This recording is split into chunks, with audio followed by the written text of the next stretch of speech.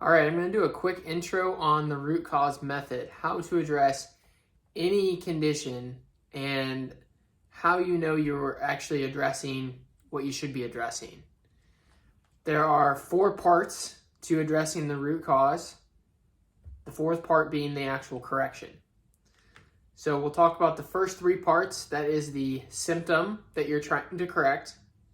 You have the dysfunction that has led to that symptom.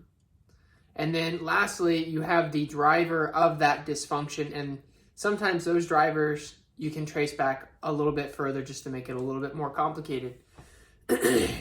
But maybe we'll walk through an example and this will make more sense. All right, for our example, we're going to take the symptom weight gain. Somebody is having trouble losing weight. There's been a shift in their metabolism, and that is the symptom. So what causes that symptom? Some sort of dysfunction within the body.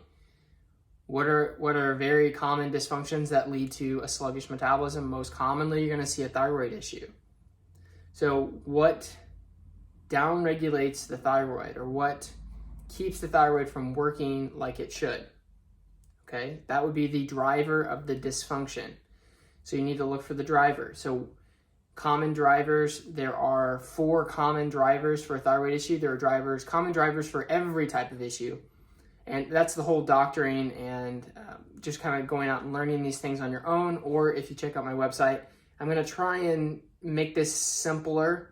You know, thyroid patterns, there's 24 different thyroid patterns. I'm breaking it down into 4 now. I had it down to 6. Now I can break it down into 4 big categories of things. Number 1 is autoimmunity. We're not going to go crazy into thyroid right now, but in general, because we're talking about it, autoimmunity, you've got cofactor deficiencies or nutrient deficiencies, protein deficiency, some sort of deficiency, leading to an inability to just manufacture the hormone. Third, you have the rate of reactions are downregulated. So you can upregulate and downregulate enzymes to either make more or make less. And there are different things that influence that you can address. Lifestyle-wise, natural things that you can do to help correct those issues, those enzyme issues. And then the 4th thing, which isn't as common, but it does show up. People have totally normal blood work and still have this issue. And that's when your body's producing the right amount of thyroid hormone, but it becomes resistant to it.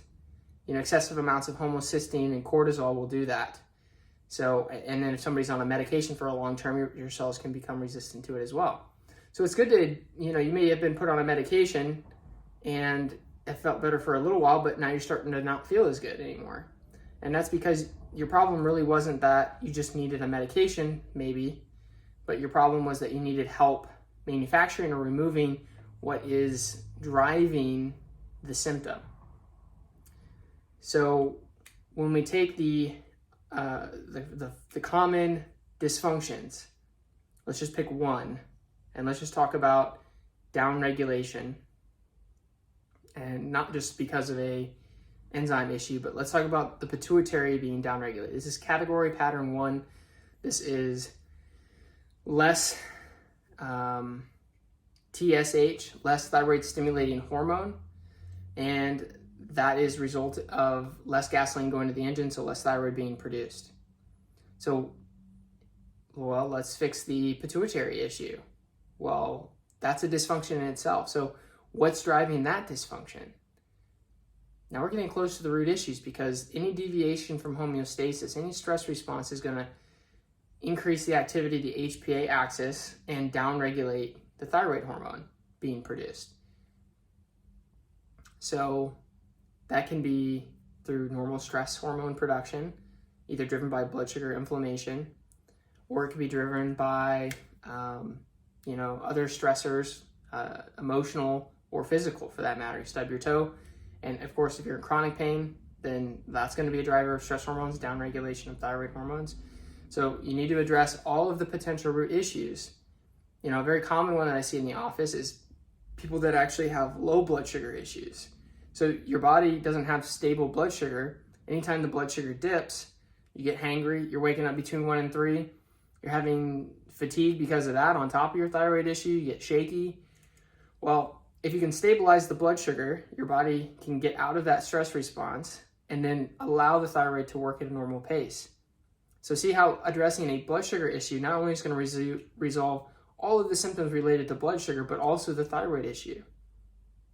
So it's one of those things where you try and trace it back as far as you can. That's the root issue.